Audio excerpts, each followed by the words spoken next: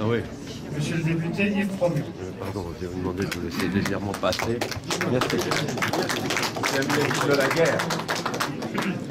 Vous arpentez avec constance, et semble-t-il avec plaisir, le piton qui nous fait face et ses alentours outre-ligériens. Intronisé ce jour, vous illustrez parfaitement la devise qui accompagna la création de la confrérie des baillis de Pouilly au milieu du siècle dernier.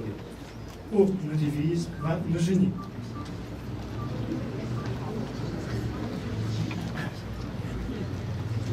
Si j'avais, monsieur le député, à vous définir d'un mot, je choisirais cavalerie. Non pas la douteuse cavalerie des mauvaises affaires, qu'aurait sans doute récusé le membre de la commission d'apurement des comptes de l'Assemblée nationale, ni la cavalerie des Cosaques, brutale et dévastatrice, ni celle des Uhlans polonais qui étaient aussi fantassins, pas plus que celle des reîtres allemands à la solde de l'étranger, en parenthèse la France, qualifiés de soudards.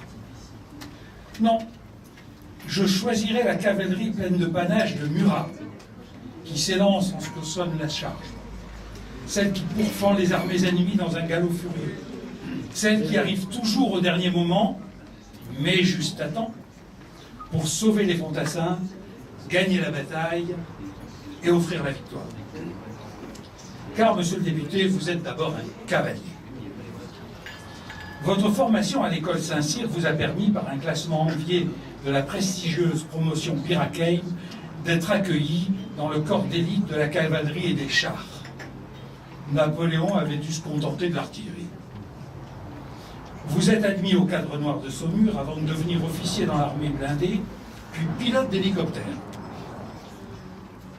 Vous tâtez un peu de cabinet, en fréquentant les allées cavalières du ministère de la Défense, évidemment, avant de redevenir un homme de terrain au 1er régiment de parachutistes, excusez du peu.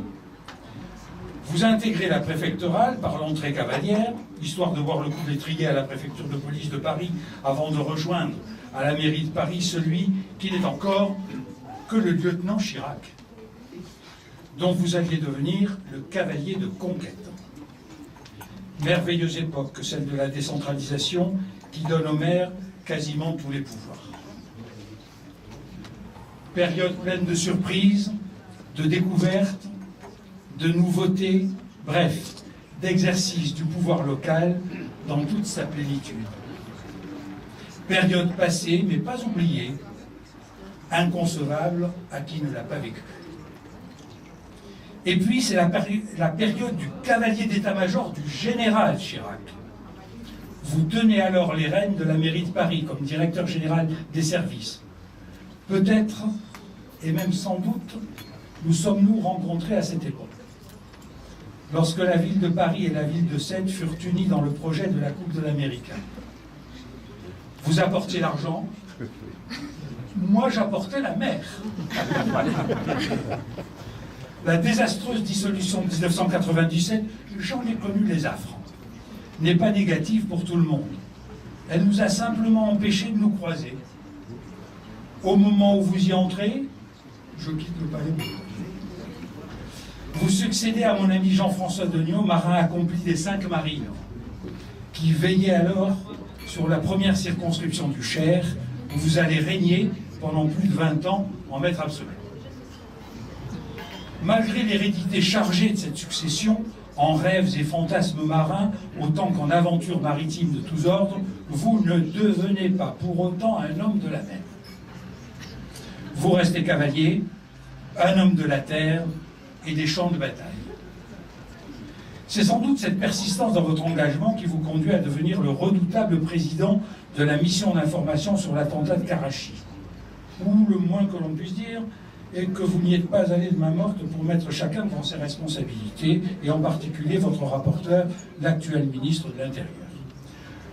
Vous dénoncez même, à l'époque, la fiction d'un scandale politico-financier à l'origine du drame, c'est dire qu'à la manière du cavalier, vous n'avez pas évité l'obstacle. Mais revenons à des sujets moins graves. Votre qualité de maire d'Aubigny depuis 1989 vous avait permis de défricher des sentiers écossais en devenant un expert du whisky. La tradition vivace des Stuarts, qui hantent encore les murs, les salles et les tapisseries de leur château devenu votre hôtel de ville, vous avez sans doute davantage initié au mystère de la distillation de l'orge qu'à ceux de la culture du Sauvignon et du Pinot.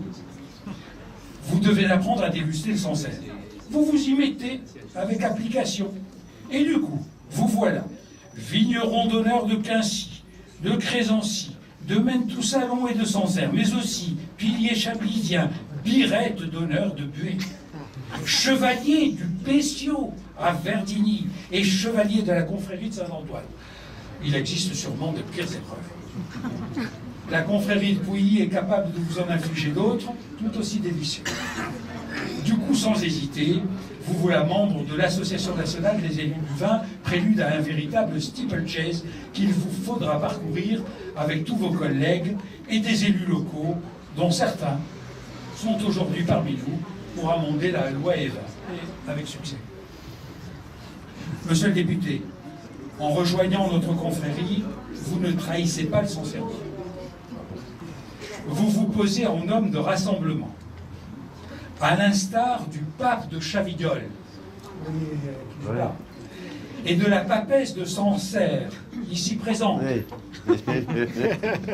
qui produisent tous deux du bouilli fumé. Vous allez démontrer que ce qui compte, c'est l'unité des hommes et des femmes qui travaillent autour d'un même objectif. Je laissais tout à l'heure entendre que ce qui rapproche les deux départements du Cher et de la Nièvre est certainement plus fort que ce qui les sépare. Nous sommes nombreux à penser que les frontières napoléoniennes n'ont plus aujourd'hui les justifications qu'elles avaient hier. Et vous êtes aussi, comme le président du conseil départemental du Cher, l'image même de l'évolution qui s'amorce vers une union plus forte de deux pays qui ont tout en commun. Un fleuve, une histoire, des cépages et avant tout des hommes et des femmes dont la meilleure raison d'y résider est de maintenir en bord de Loire une activité qui les fait vivre et qui réjouit nos corps et nos cœurs et nos palais. Anselme, monsieur le député, soyez le bienvenu dans la confrérie des baillis de